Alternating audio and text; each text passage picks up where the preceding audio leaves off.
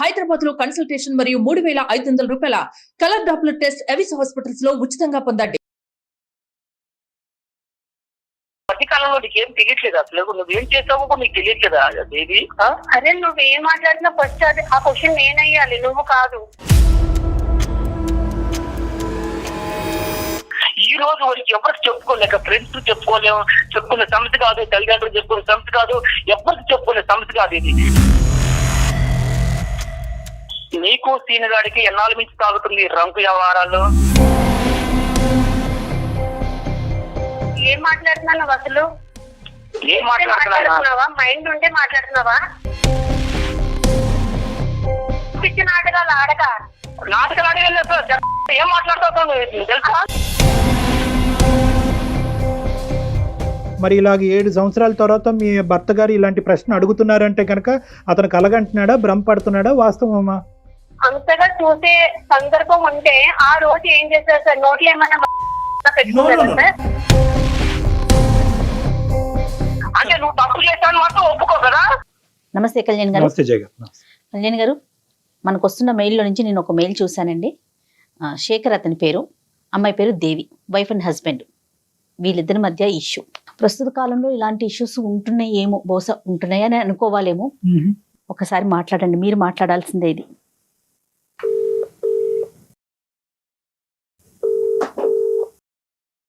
Hello hello, Shekhar గారండి?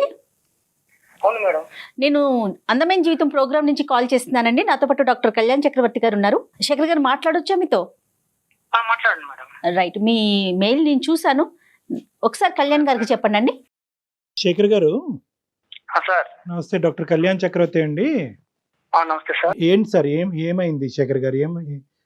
ఏం లేదు సార్, నేను మా ఫ్రెండ్ ఇద్దరు చాలా ఫ్యామిలీ ఫ్రెండ్స్ గా ఉంటాం సార్. రైట్.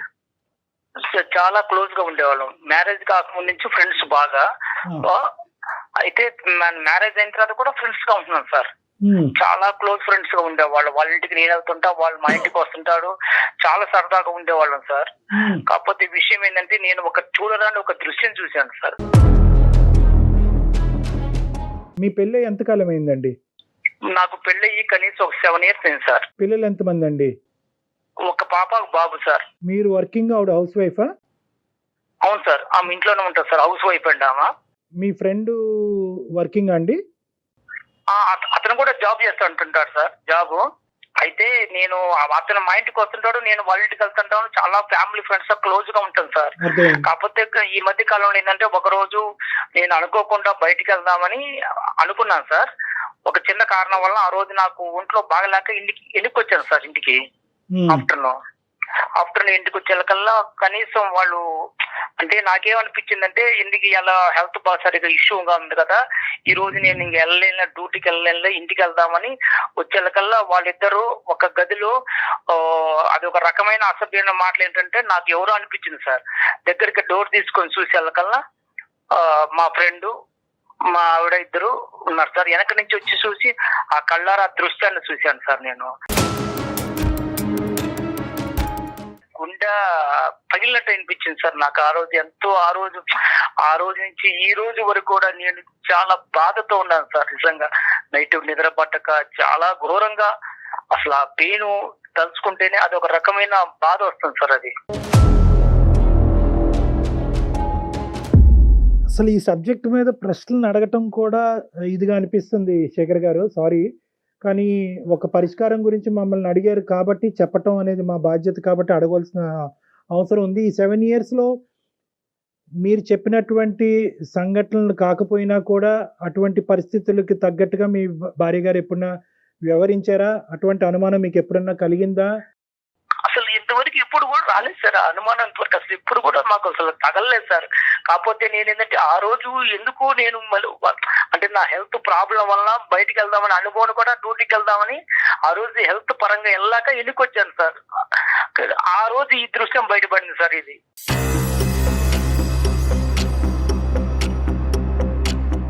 శేఖర్ గారు, ఒక్క నిమిషం, మాకు డైజెస్ట్ చేసుకోవటం కష్టంగా అనిపిస్తుంది. మీరు ఆ రోజు డోర్ దగ్గర ఉన్నారు, డోర్ వేసుకోలేదా అండి వాళ్ళు? వాళ్ళు డోర్ లైట్ గా అంటే డోర్ వేశారు కానీ అది డోర్ తీస్తే వస్తుంది సార్, అది డోర్ అది. కాకపోతే నేను బ్యాక్ సైడ్ నుంచి వెళ్ళాను సార్. ఆ మాటలు ఏంటో వల్ల నాకు అనిపించిందంటే ఏంది ఇంత అసభ్యకరమైన మాటలు వస్తున్నాయి, ఇది ఎవరున్నారా ఏందో చూద్దామని బ్యాక్ సైడ్ నుంచి చూస్తే వాళ్ళిద్దరు ఉన్నారు సార్. పిల్లలు ఎక్కడున్నారు సార్ ఆ టైం అప్పుడు? స్కూల్కి వెళ్ళారు సార్ పిల్లలు. ఇంకా రాలే పిల్లలు స్కూల్ నుంచి? ఇంకా పిల్లలు రాలేదు సార్, నేను ఆఫ్టర్నూన్ వచ్చాను సార్ అప్పటికి. మీ ఇద్దరి మధ్యన ఎప్పుడన్నా ఇటువంటి డిస్కషన్స్ వచ్చినాయా? అంటే సహజంగా భార్యాభర్తల మధ్యన చాలా కామన్ గా ఇలాంటి చిన్న చిన్న అనుమానాలు ఇలాంటివి అవుతూ ఉంటాయి. ఆ విధమైనటువంటి మీరు అనుమానం పట్టడం అనేటటువంటి పరిస్థితులు ఇంతకు ముందు వచ్చినాయా? అంటే ఒక సంఘటన పరంగా అవనివ్వండి, ఒక సంఘటన కాకపోయినా అవనండి, అనుమానమైనటువంటి సబ్జెక్టు మీ 7 సంవత్సరాల ప్రయాణంలో ఎప్పుడన్నా ఉందా? ఏ రోజు కూడా అసలు ఆ ఆలోచన కూడా థాట్ కూడా రాలేదు సార్. ఎందుకంటే సొంత ఫ్రెండ్, చాలా క్లోజ్ గా ఉంటాడు, భార్య నేను చెల్లెలతో భావించుకుంటాడని టైప్ లో ఆలోచించుకుంటున్నాం కానీ ఏ రోజు కూడా ఇంత థాట్ అనేది ఏ రోజు రాలేదు సార్. ఆమె మీద అనుమానం కూడా లేదు సార్. నాకు అంత ఇదిగా ఉండేవాళ్ళం సార్. ఫ్యామిలీ ఫ్రెండ్స్ కు వాళ్ళ భార్య కూడా మా ఇంటికి వచ్చేది, మా మిస్సెస్ కు వాళ్ళ ఇంటికి వెళ్ళేవాళ్ళం, ఏదైనా ఫంక్షన్ ఉన్నప్పుడు అన్నిటికీ వెళ్తుండేవాళ్ళం సార్. అటు వస్తూ పోతుండేవాళ్ళం సార్. ఇప్పుడు తప్పుగా అనుకోకండి శేఖర్ గారు, నేను అడగటం కాదు, మన ప్రోగ్రామ్ చూసేటటువంటి చాలా మంది ప్రేక్షకులు అడిగేటటువంటి ప్రశ్న నేను మిమ్మల్ని అడుగుతున్నాను. మీ మాట నమ్మవలసిన అవసరం ఏముంది సార్? నీ కళ్ళారా చూశాను సార్. అది నీ కళ్ళారా చూడబట్టి ఇంత డిసిషన్ తీసుకుని ఎవరికి చెప్పుకోవాలో తెలియక ఏం చేయాలో తెలియక 10 రోజుల నుంచి మన ఏదో పడుతున్నాను సార్. ఆమెను అడగలేక, మా ఫ్రెండ్ తో చెప్పుకోలేక ప్రతిరోజు నరకం అనిపిస్తున్నాను సార్. నేను పనుకున్నప్పుడల్లా అసలు అర్ధరాత్రి లేచి మెలుకు చూస్తే ఇదే సంఘటన గుర్తొస్తుంది సార్ నాకు. మీరు చూసినట్టు కానీ లోపల ఉండేటటువంటి మాటలు విన్నట్టుగా కానీ మీ భార్య గారికి అయితే తెలియదు ఇప్పటికొచ్చి? ఇంతవరకు తెలియదు సార్. వాళ్ళకి అసలు చెప్పడం కూడా చెప్పలేదు. నేను తిరుగుతూ అడగలేదు సార్. నేను ఎవరికి చెప్పుకోలేక ప్రతిరోజు మనోయాది అనిపిస్తున్నా సార్ నేనైతే. 4 గోళ్ల మధ్యన అడగవలసినటువంటి ప్రశ్నలు, ఒక క్లినిక్ లో అడగవలసిన ప్రశ్నలు తప్పని పరిస్థితిలో నేను ఈరోజు మిమ్మల్ని అడుగుతున్నాను శేఖర్ గారు. మీ భార్య మీ ఇద్దరి మధ్యన ఈ జీవితం ఎలా ఉంది? అంటే మీ ఇద్దరి మధ్యన ప్రేమ ఆప్యాయతలు కానీ లేదంటే వేరే అంశాలు ఎలా ఉన్నాయి? సార్ అన్యోన్యంగా ఉండేవాళ్ళం సార్. ఇద్దరు కూడా చాలా అన్యోన్యంగా. ఎట్లా అంటే ఆమె ప్రతిరోజు నాకు అన్ని రకాలుగా సహకరిస్తుంది. నేను కూడా ఆమె అడిగిన దానికి ప్రతి ఒక్క దానికి నేను కూడా సహకరిస్తాను. అన్ని విషయాల్లో, పిల్లల విషయంలో కానీ ఆమె విషయంలో కానీ ఏ రోజు కూడా ఏ చిన్న తేడా కూడా ఉండదు సార్. మీ ఫ్రెండ్ యొక్క క్యారెక్టర్ ఏంటి సార్? సారీ మళ్ళీ అడుగుతున్నాను. ఇదే సార్ నేను ఫస్ట్ టైం చూస్తాను సార్. ఏ రోజు కూడా మా ఫ్రెండ్ కూడా నా దగ్గర ఏ రోజు కూడా చాలా క్లోజ్ గా ఉండి, చాలా ఫ్రెండ్షిప్ గా ఉండి, అంత ఇదిగా ఉన్న మనిషి ఎందుకు ఆ విధంగా చేశాడనేది కొంచెం నాకు ఇంకా డౌట్ అనిపిస్తుంది సార్. ఆ డౌట్ వల్ల వాళ్ళని ఇద్దరు కూడా నిలదీయలేకపోయారు. మీ ఫ్రెండ్ కూడా సిన్సియర్ గానే ఉంటాడు. ఇలాంటి అమ్మాయిలు వ్యవహారాలు ఇలాంటివి సరదాగా ఫ్రెండ్స్ మధ్యన మాట్లాడుకుంటూ ఉంటారు. అలాంటి టాపిక్స్ కూడా ఎప్పుడూ లేవు. అతను వాళ్ళ భార్యతో కూడా బానే ఉన్నాడు. అక్కడ కూడా గొడవలు ఏం లేవు. ఏం లేదు సార్. ఏ రోజు కూడా రాలేదు సార్. ఆయనకి ఎంతమంది పిల్లలు? అతనికి ఎంతమంది పిల్లలండి? అతనికి ఒక పాప అండి. మీ ఫ్రెండ్ మీతో ఎలా ఉన్నాడు ఈ 10 రోజులు బట్టి? మీ భార్య మీతో ఎలా ఉంది? ఈ జరిగిన సంఘటన తర్వాత వాళ్ళు నాకన్నా ఎక్కువగా నటిస్తున్నారు సార్. అసలు వాళ్ళకి ఏందో తప్పు చేయలేనట్టుగా నా ముందు వాళ్ళు చేస్తుంటే నాకే ఒక్కోసారి అసహ్యం వేస్తుంది సార్. ఎందుకంటే అంత ఘోరంగా వాళ్ళు నటనలో అంత జీవిస్తున్నారు సార్. ఏమి తెలియనట్టుగా, ఏది అసలు జరగనట్టుగా. కానీ నా మనసుకు తెలుస్తుంది అది ఏంది ఇంత అప్పటికన్నా వీళ్ళు ఇంకా ఎక్కువగా నటిస్తున్నారు, కారణం ఏంటి, నన్ను అసలు ఏ రకంగా చూస్తున్నారో తెలియట్లేదు సార్. అది ఆ విషయం. శేఖర్, ఒక్క విషయం, ఈ కాన్వర్జేషన్, ఈ ఫోన్ కాల్ ఇలా కంటిన్యూ చేద్దామా లేదంటే పర్సనల్ గా క్లినిక్ లో కలుస్తారా? మీకేం అభ్యంతరం లేదా ఇలా మాట్లాడటం? మాట్లాడే అభ్యంతరం లేదు, కానీ ఈ సమస్యకు సొల్యూషన్ దొరకాలి సార్. నాకు అదేనండి మనసులో బాధ ఎక్కువ. ఏం కావాలి? మా దగ్గర నుంచి ఏం ఎక్స్పెక్ట్ చేస్తున్నారు? నేను ఆమె డైరెక్టర్ గా అడగలేకపోతున్నాను సార్. మీరు కొంచెం మీ ద్వారా అడిగితే ఇలాంటి విషయాన్ని మనం మాట్లాడే విషయం కాదు కదండి. శేఖర్, ఇక్కడ కొద్దిగా సెన్సిటివిటీస్ అనేటటువంటి అంశాలు ఉంటాయి, స్త్రీ గౌరవం అనేటటువంటి అంశం ఉంటుంది. సో ఇక్కడ ఆధారం లేకుండా మాట్లాడటం, ఒక పబ్లిక్ ప్లాట్ఫామ్ మీద ఇంత సెన్సిటివ్ ఇష్యూ మాట్లాడటం అనేది కరెక్ట్ కాదు. అందు గురించి మీకు ఆప్షన్ కూడా ఇచ్చాను, మీరు క్లినిక్ లోకి వచ్చి ప్రైవేట్ గా మాట్లాడతారని అడిగాను. కానీ మీరేమంటున్నారంటే ఇక్కడే నాకు ఆ సొల్యూషన్ కావాలి అని అంటున్నారు కాబట్టి ఇక్కడ మేము మాట్లాడేదానికంటే మీరు మీ భార్య గారిని, ఎందుకంటే మీకు ఆ హక్కు ఉంది, మీకు అడిగేటటువంటి అధికారం ఉంది, మీ ఇద్దరి మధ్యన ఆ స్వేచ్ఛ ఉంది కాబట్టి మీరు అడగండి, ఆవిడ రెస్పాన్స్ ఏంటి అన్నది వింటాం. ప్రధానంగా ఈరోజు మీరిద్దరూ మాట్లాడుకోవాల్సినటువంటి అంశం, ఒకప్పుడు ఇష్యూ చేయి దాటి ఇంకో లెవెల్కి వెళ్తున్నట్టుగా అయితే కనుక ఖచ్చితంగా ఆ కాన్వర్సేషన్ అక్కడ ఆపి మీరు క్లినిక్ వచ్చి కలవాల్సిన అవసరం ఉంటుంది. ఓకేనా? ఈ కండిషన్స్ మీద అయితేనే మనం కంటిన్యూ చేద్దాం, లేదంటే కట్ ఆవిడతో చేద్దాం. మాట్లాడదాం. సరే ఓకే సార్, మాట్లాడతాను sir. Right, okay, call connect చేయండి.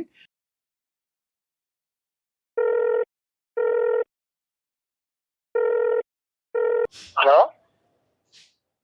హలో దేవి, చెప్పు. ఏం చేస్తున్నావు?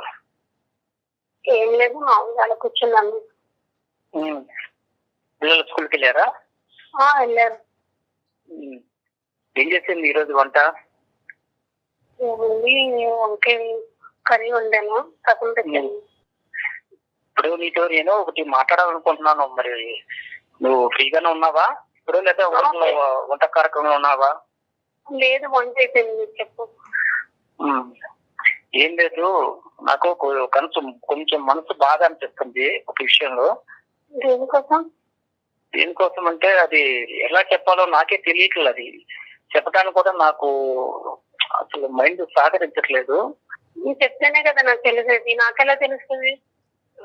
నీకెలా తెలుస్తుంది అంటే అసలు ఈ మధ్య నీ దృష్టిలో ఏం నీకు జరిగినట్టుగానే నాకు చెప్తున్నారు. ఎందుకని నువ్వు మీరు దేని గురించి మాట్లాడతారో నాకు అసలు అర్థం కావట్లేదు. దేని గురించి మాట్లాడింది నాకు అర్థం కావట్లేదు. నువ్వు మాట్లాడేది కొంచెం అర్థం చేసుకోవడానికి ట్రై చెయ్యి. నాకంటూ ఇప్పుడు నీకంటూ ఏం తెలియదు అసలు. నువ్వు చెప్తేనే కదా నాకు తెలిసేది, నాకెలా తెలుస్తుంది? నీకెలా తెలుసుదా? అసలు కొంచెం మైండ్ తో మాట్లాడుతున్నావు, మైండ్ లేకుండా మాట్లాడుతున్నావు నువ్వు. అరే నువ్వేం మాట్లాడినా ఫస్ట్ అది ఆ క్వశ్చన్ నేనయ్యాలి, నువ్వు కాదు. నేను చెప్పాలా? నా నోటితో చెప్పించాలనుకుంటున్నారా మీరు? నీకు తెలీదా ఏం జరిగింది కూడా తెలీదా? అంటే నీ స్వార్థంగా నువ్వు చూసుకుంటున్నావు, కానీ మనిషికి ఎందుకు ఇంత 10,000 నుంచి మనిషి ఎందుకు బాధపడుతున్నాడు, ఎందుకు వస్తున్నాడు, సరిగా ఉండలేదు, మాట్లాడలేదు, పిల్లలతో మాట్లాడలేదు, కనీసం ఏమైనా కొంచెమైనా ఒక రవ్వంతైనా ఆలోచిస్తున్నావా? మీరు వెళ్ళొచ్చిన దానికి మీరే సరిగ్గా ఉండట్లేదు, సరిగ్గా తినట్లేదు, సరిగ్గా ఉండట్లేదు. ఏమైందని జరిగినా మీరు ఏమి మాట్లాడలేదు. ఇప్పుడు మీరు ఏదేదో మాట్లాడేస్తే నాకు ఎలా తెలుస్తుంది? మీ ఈ మధ్య కాలంలో నీకేం తెలియట్లేదు అసలు. నువ్వేం చేసావో కూడా నీకు తెలియట్లేదా దేవి? నీకేం తక్కువ చేశాను నేను? కనీసం ఏ విషయంలో తక్కువ చేశాను చెప్పు. బట్టల విషయంలో తక్కువ చేశానా, తిండి విషయంలో తక్కువ చేశానా, లేకపోతే మనం ఏదైనా సరదాగా టూర్ వెళ్ళాలన్నప్పుడు ఏ రోజైనా నువ్వు అడిగితే తీసుకెళ్లకుండా, లేకపోతే ఎక్కడ సినిమాల విషయంలో తక్కువ చేశాను, ఏ విషయంలో తక్కువ చేశాను నన్ను ఇదిగా చేసావు నువ్వు అసలు? మీకు మీరు అలా మాట్లాడుకుంటూ వెళ్ళిపోతున్నారు. నేను ఏం తక్కువ చేశాను? ఏ రోజైనా మిమ్మల్ని క్వశ్చన్ మార్క్ చేశానా? నేను అన్నానా? మరి నువ్వు చేసిన ఒక్క ప్రాబ్లం వల్ల నేను ఎంత నరకం అనిపిస్తున్నాను తెలుసా? నేను ఈ రోజు వరకు ఎవరికి చెప్పుకోలేక, ఫ్రెండ్స్ చెప్పుకునే సమస్య కాదు, తల్లిదండ్రులు చెప్పుకునే సమస్య కాదు, ఎవరికి చెప్పుకునే సమస్య కాదు. ఇది కళ్ళారా చూసినా అన్నంతగా నాకు చెప్తుంది తప్ప అది నిజమో కాదు అని కూడా నాకే భ్రమ కలుగుతుంది.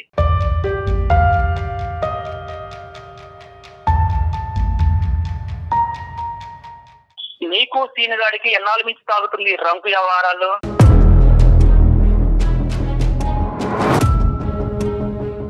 ఏం మాట్లాడుతున్నావు అసలు? ఏం మాట్లాడుతున్నావా? మైండ్ ఉంటే మాట్లాడుతున్నావా? అంటే నీకు తెలియదా సీనిగాడికి నీకు ఎన్నాళ్ళ నుంచి సాగుతుందో తెలీదా?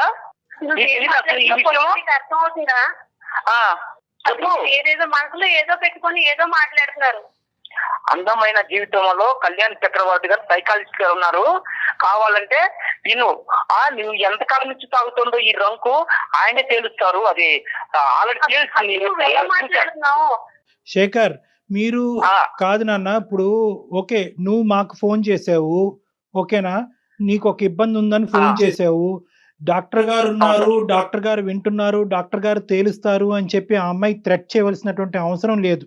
ఆ అమ్మాయితో మాట్లాడేటప్పుడు మమ్మల్ని పావుగా వాడుకోవద్దు, ఇది చాలా సున్నితమైనటువంటి అంశము, చాలా జాగ్రత్తగా డీల్ చేయవలసినటువంటి అంశము. ఇక్కడ డాక్టర్ గారు ఉన్నారు, అతను వింటున్నాను కాబట్టి నీ యొక్క కథంతా నేను బజారు కీడుస్తాను అనేటటువంటిది కాదు. ఇది భార్యాభర్తలకు సంబంధించినటువంటి ఒక సున్నితమైనటువంటి అంశం. మీరు సున్నితంగా ఆ అమ్మాయిని అడగండి. మీరు ఇంతకాలం ఎలాగైతే ప్రేమతో ఆ అమ్మాయిని చూసుకున్నారో అదే ప్రేమతో ఈ అంశాన్ని అడగండి. తన నుంచి నిజాన్ని రాబట్టుకునేటటువంటి ప్రయత్నం చేయండి. అమ్మ ఎవరు దేవి? సార్ అమ్మ సారీ అమ్మ, ఇది ఏంటంటే అతను కాల్ కనెక్ట్ చేసినప్పుడే మేము ఉన్నాము అనేటటువంటి అంశం ఒక భర్తగా నీకు చెప్పవలసినటువంటి అవసరం ఉంది. కానీ అతను అది చెప్పలేదు. బహుశా అతను కూడా చాలా సందిగ్ధ పరిస్థితిలో చాలా భావోద్రేకంతో ఉన్నాడు కాబట్టి అది చెప్పలేదు. కానీ ఈరోజు మా పాత్ర అనేటటువంటిది కేవలం అతను ఈ అంశం చెప్పి మాకు ఫోన్ చేశాడమ్మా, డాక్టర్ గారు నేను ఇలాంటి చూడకూడనటువంటి ఒక భయానకమైనటువంటి ఇష్యూ నేను చూశాను నా భార్యకి వేరే వ్యక్తికి మధ్యన. అయితే అది నేను డైరెక్ట్గా ఈ 7 సంవత్సరాలు బట్టి మా ఇద్దరి మధ్యన అటువంటిది ఏది లేకపోవటం వల్ల డైరెక్ట్గా నేను అడగలేకపోతున్నాను, మీరు అడుగుతారా అండి అని అడిగాడు. చాలేవయ్యా, మేము అడగటం కాదు, మేము ఫోన్లోనే అసలు ఇలాంటివి డిస్కస్ చెయ్యం, కావాలంటే హాస్పిటల్కి వస్తావా 4 గోళ్ల మధ్యన మాట్లాడదాం అంటే లేదు సార్ అది ఇక్కడే తేలాలి. సో ఈ అంశం గురించి ఒక నిమిషం నాన్న, నీ పర్మిషన్ తీసుకోవాలి, నీ కన్సెంట్ తీసుకుని మేము కంటిన్యూ చేయాలి. ఈ ఇష్యూ అతని మనసులో ఒక భావోద్రేకం ఉంది, ఒక వేదన ఉంది, ఇది ఈ రోజు ఇక్కడే తేల్చుకోవాలని అనుకుంటున్నాడు. ఈ ప్లాట్ఫామ్ మీద, అందమైన జీవితం అనేటటువంటి ఈ ప్లాట్ఫామ్ మీద నేను డాక్టర్ కళ్యాణ్ చక్రవర్తి, మన సీనియర్ యాంకర్ జయ గారు, మేమిద్దరం ఈ కేసు డీల్ చేయటం అనేది నీకు ఇష్టమేనా, లేదా క్లినిక్ వచ్చి 4 గోళ్ల మధ్యన మాట్లాడాలని అనుకుంటున్నావా? ఫస్ట్ ఆయన ఏం చెప్తున్నారు అన్నది నాకు క్లారిటీ లేదు సార్. ఆయన నా మీద బురద చెల్లుకునే ప్రయత్నం చేస్తున్నాను సార్. అదే నాన్న, నీకు ఓకే అంటే కనుక ఫర్దర్గా వెళ్దాం. సో బేసికలీ ఏంటంటే ఒక 10 రోజుల క్రితం నీ భర్త గారు నిన్ను వేరే వ్యక్తితో చూశాడంట. సో అది అతను చాలా మనస్తాపం చెందాడు. ఏం చూశాడు, ఎలా చూశాడు, ఇవన్నీ వద్దాం, ఇవన్నీ మనం మాట్లాడుకోవద్దు. కానీ అతను చూశాడంట. సో దాని గురించి నీ అభిప్రాయం? సరే చూసేటప్పుడు అప్పుడే అడగాలి కదా సార్. ఆయన మనసులో ఏదో పెట్టుకొని నా మీద బురద చెల్లే ప్రయత్నం చేస్తున్నాను సార్. మనసులో ఏదో పెట్టుకున్నాడు. ఏం జరిగింది నీకు తెలియదు, నువ్వు ఏం చేస్తావు తెలియదా నీకు? ఏం జరిగింది? ఆ రోజు నేను పట్టుకుంటే నీ పొరుగు పోయి తెలుసా? ఆ రోజు నేను పట్టుకుంటే నీ పొరుగు పోయి తెలుసా?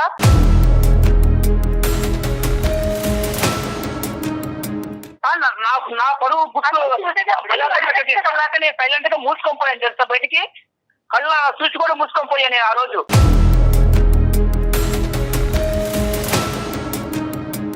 అసలు నీకు నాటకాలు ఆడక ఏం మాట్లాడుతావు తెలుసా? నువ్వు ఏం మాట్లాడుతున్నావు? నా మీద బురద చెల్లే ప్రయత్నం చేస్తుంటూ నువ్వు ఏదేదో మాట్లాడుకుంటే కొన్ని ఇస్తారాజం అయిపోయింది అంతాను. అక్కడ నైతం అయిపోయిందా? ఆ రోజు నిన్ను కానీ నిత్యం రెడ్డి పట్టుకోండి కానీ నేను నిలదీస్తే నీ జీవితం అయిపోయింది తెలుసా? ఒక పక్క 1 hour తీర వాడు పొరుగు పోయేది, ఒక పక్క నీకు మాత్రం అప్పుడు ఎంత ఘోరంగా ఉంటే తెలుసా జీవితం అంటే. మీ చుట్టాలు ఉన్నారు, మా చుట్టాలు ఉన్నారు, అడగడానికి వాళ్ళు ఎవరు లేరా? ఎవరు గుట్టి ఈ రోజు తీసుకొని వచ్చి ఆయన నువ్వేంటి, అసలు నువ్వేం చెప్తున్నావు ఏంటో తెలీదు, నా మీద అన్ని నిందలేసి అసలు నువ్వేం చేయాలనుకున్నావు, ఏం చేస్తున్నావు అంటే నువ్వు తప్పు చేశాను మాత్రం ఒప్పుకో కదా. అసలు నేను ఏం తప్పు చేశాను నీకు తెలియదు అన్నమాట. అమ్మ శేఖర్, ఒక్క నిమిషం, పబ్లిక్ గా తిట్టేటటువంటి ప్రయత్నం చేయొద్దు. అలా అయితే కనుక మన ఈ కాన్వర్సేషన్ కంటిన్యూ చేయలేము, ఇక్కడితో ఆపేద్దాం. నెంబర్ 1, అది ఫస్ట్ మీరు గుర్తుపెట్టుకోండి. I know your emotionally hurt, కాదనట్లేదు. ఈ తప్పు ఎలా జరిగింది అనేటటువంటి ప్రశ్న అనేటటువంటి రకరకాలు ఉన్నాయి. కానీ అసలు ఫస్ట్ ఆఫ్ ఆల్ ఆ అమ్మాయి మాట్లాడేటటువంటి అంశాలు మనం విందాం. అసలు తప్పు జరిగిందా లేదా, అసలు నువ్వు చూసింది ఏంటి, జరిగింది ఏంటి అనేటటువంటి అంశాలు ప్రధానంగా మనం మాట్లాడుకుంటే కనుక ఒక క్లారిటీ వస్తుంది. ఆ తర్వాత ఏం చేయాలన్నది ఆలోచిద్దాం. అమ్మ దేవి, మీ హస్బెండ్ ఆ రోజు ఊరి నుంచి ఆఫీస్ నుంచి ఎక్కడి నుంచో వచ్చాడు. వచ్చినప్పుడు ఏం జరిగిందమ్మా? నువ్వు ఒక్కదానివే ఉన్నావా, ఎవరన్నా ఉన్నారా ఇంట్లో, వేరే వాళ్ళు ఎవరన్నా? నేను ఒక్కదానే ఉన్నాను సార్. మీ భర్త గారు ఇంతకు ముందు ఎప్పుడన్నా నిన్ను అనుమానించారా ఈ విధంగా వేరే మగవాళ్ళతో? లేదు సార్, అసలు అనుమానించి. మరి ఇలాగ 7 సంవత్సరాల తర్వాత మీ భర్త గారు ఇలాంటి ప్రశ్న అడుగుతున్నారంటే కనుక అతను కలగంటున్నాడా, భ్రమపడుతున్నాడా, వాస్తవమా? ఈ 10 రోజులు పెట్టి ఆయన అసలు మతి సిమితి ఉందో లేదో నాకు అర్థం అవ్వట్లేదు సార్. ఆయన అసలు సరిగ్గా మాట్లాడట్లేదు, వండించి తినట్లేదు, సరిగ్గా ఉండట్లేదు, పిల్లలతో కూడా సరిగ్గా మాట్లాడిందే లేదు. డాడీ అని పక్కకి వెళ్ళినా కానీ లేకపోయి వెళ్ళిపోతున్నాడు, తనే వేడిస్తున్నాడు, తను మొదలు పడ్డాడు. అలా ఎందుకు జరుగుతుందని తెలుసుకునే ప్రయత్నం చేసినా కానీ నాకు అస్సలు రెస్పాన్స్ అయ్యట్లేదు. అలా కదా, ఈ 10 రోజులు బట్టి అతని మానసిక పరిస్థితి గురించి మాట్లాడట్లేదు తల్లి. కానీ ఆ రోజు జరిగినటువంటి సంఘటనలో ఇంట్లో నీతో పాటు ఎవరన్నా ఉన్నారా? మిగతా అంశాలు నేను అడగనమ్మా. లేరు సార్, ఎవరు లేరు. ఆయననే అంతగా చూసే సందర్భం ఉంటే ఆ రోజు ఏం చేశారు సార్? నోట్లో ఏమన్నా మట్టి గడ్డలు ఏమన్నా పెట్టుకున్నారా? అమ్మ అది కాదమ్మా, వాస్తవానికి ఇది నిజమా అబద్ధమా, జరిగిందా జరగలేదా అనేటటువంటి అంశం నిర్ణయించవలసినటువంటి వాళ్ళం మేం కాదు.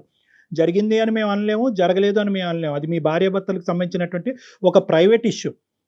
కానీ ఈరోజు ఏంటంటే మీరు ఆ సబ్జెక్ట్ మీదకి వెళ్ళకండి. ఆ ఒక్క సబ్జెక్ట్ మీద మేము అతన్ని అప్రిషియేట్ చేస్తున్నాం. ఒకప్పుడు ఇటువంటిది ఏదైనా జరుగుంటే ఎక్స్ అనేటటువంటి కేసు సినారియో తీసుకుందాం. మీ ఇద్దరు దాంట్లో జరిగిందో లేదో అనేటటువంటిది మనం మాట్లాడద్దు. ఒక ఎక్స్ అనేటటువంటి బయట కేసు సినారియోలో భర్త ఇలాంటి బట్టబయలు చేయలేదు, దాచిపెట్టుకున్నాడు అంటే కనుక భార్య, కుటుంబం, పిల్లల యొక్క పరువు కాపాడటం గురించే అతను చేశాడు అని వర్ణించవచ్చు. మీరు అది రెట్రోస్పెక్టివ్గా ఈ రోజు ఇంకో విధంగా అడుగుతున్నారు, నన్ను రెడ్ హ్యాండెడ్ గా పట్టుకుంటే ఏమై ఉండేది. అంతలా చేసినవాడు ఏంటి ఈ రోజు ఇలా చేయలేరు కదా సార్. ఏ తప్పు చేయకంటేనే ఇంత నిందలేసి ఆయన మనసులో ఏదో పెట్టుకొని ఏదేదో మాట్లాడతారు. అసలు ఏం చేయాలనుకున్నాడు కూడా నాకు అర్థం సో కావట్లేదు. నీ ఉద్దేశంలో ఏంటంటే అతని మానసిక పరిస్థితి బాలేక ఏవో కనిపించుకోనివి అతని కళ్ళకు కనిపించినవి అతను భ్రమపడుతున్నాడు అని ఊహించుకుంటున్నాడు. వాస్తవానికి అక్కడ ఏమీ జరగలేదు అనేది నీ వాదన దేవి. అంతే సార్, అదే అదే ఓకే. అదే కరెక్ట్ అంతే, సార్. అదే అంతే, full stop. మాట్లాడుతున్నారు ఆయన. మేము దాన్ని ఒక నిమిషం దేవి, మాట్లాడుతున్నాడు. నీ వర్జన సార్ అది ఏం కాదు సార్, నేను కళ్ళారా చూశాను సార్. అది నేను కళ్ళారా చూశాను. ఆ రోజు కళ్ళారా చూసిన తర్వాతనే నా మనసు చెడిపోయింది సార్. అది నేను కళ్ళారా చూశాను. అది కనీసం ఈమె కానీ వాడు కానీ ఏంది ఇలాగున్నావు అని కూడా ఒక్క క్వశ్చన్ కూడా నన్ను అడగలేదు సార్. వాళ్ళ ఆనందాలు, సంతోషాలు వేరువేరుగా ఉన్నాయి.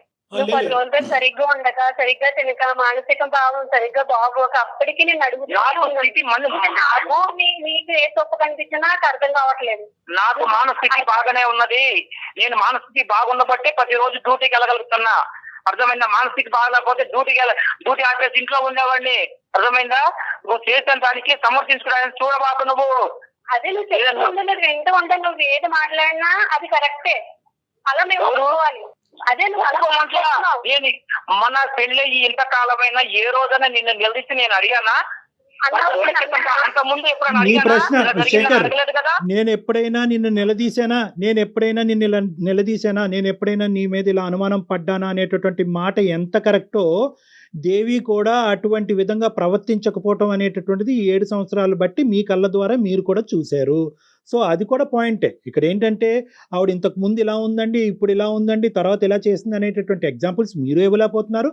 మొదటి నుంచి నా భర్తకు అనుమానం అనేటటువంటి ఒక ఇది ఉందండి అని చెప్పి ఆవిడ చెప్పలేకపోతుంది. సో ఇదేంటంటే ఒక ఇన్సిడెంట్ చుట్టూరు జరిగినటువంటి ఒక ఇష్యూ కింద మనం పరిగణలోకి తీసుకోవాలి. సో మీరిద్దరూ మేడ్ ఫర్ ఈచ్ అదర్. మీరిద్దరూ ఇప్పుడు వరకు మీ ప్రయాణం చాలా సాఫీగా జరిగింది, ఎటువంటి ఇబ్బందులు లేకుండా జరిగింది. ఇప్పుడు ఉండేటటువంటి ఈ పరిస్థితిలో మీరేదో చూడరానటువంటిది మీరు చూశారు అని అంటున్నారు.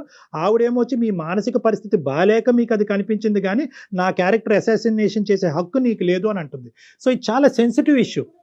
ఎప్పుడు ప్రవర్తించినారు, ఇంతగా ప్రవర్తిస్తున్నారు. అది ఎందుకు వలన జరుగుతుంది అన్నది నాకైతే తెలియట్లేదు. ఏం తెలియట్లేదు. నేను కేవలము పిల్లల్ని దృష్టిలో పెట్టుకొని శేఖర్, మీరు ఎంత వేదనలో ఉన్నారు, ఎంత బాధలో ఉన్నారు అన్నది మాకు అర్థమవుతుంది. అదే విధంగా ఈ ప్లాట్ఫామ్ మీద నీ భార్య గారి యొక్క క్యారెక్టర్ గురించి మాట్లాడి ఒక కన్క్లూజన్కి వచ్చి ఒక కన్ఫర్మేషన్ ఇచ్చేటటువంటి వేదిక ఇది కాదు. ఎందుకంటే నేను చూసింది అబద్ధం అండి, నా భార్య పరువు నేను ఇలా పబ్లిక్గా వచ్చి తీసుకుంటానా అనేటటువంటి అంశాల గురించి ఈ వేదిక అది మాట్లాడదు. అట్ ద సేమ్ టైం ఆవిడ క్యారెక్టర్ని అసాసినేషన్ చేసేటటువంటి